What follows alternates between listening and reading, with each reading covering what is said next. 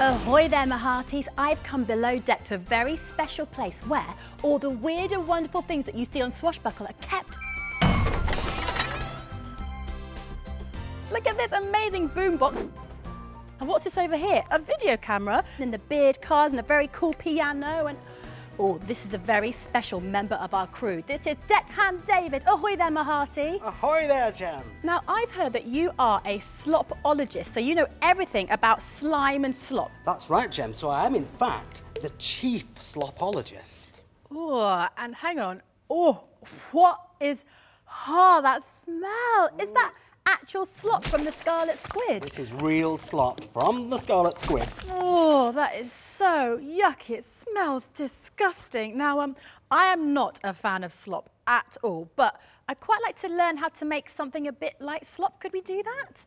Well, we could make some slime instead. Ah, that's a great idea. Okay, so what do we have to do? Well, the first thing we need is a big bowl that we use, and we're going to use some craft glue and some salty saline solution. We've got a bit of water and some powder paint and some baking soda, which is something that you might have in your cupboards at home for cooking with. All right, so what do you start with? The first thing we do, we get a big blob of craft glue and we pop it into the bowl like so. Ooh, there we go. Yes. Then we'll take the saline and give that a little squirt, a little spray of water, like so. Yeah. And then we're going to make some red or pink slime. So I'm going to add some powder paint into there, and we're going to start giving Shall I that stir a that mix. for you? You can give that a little mix. I'm now going to take some baking powder, and I'm going to add that in, sprinkle that in. Yeah. And look what starts to happen. Oh, it's getting gooier. Oh, look at that.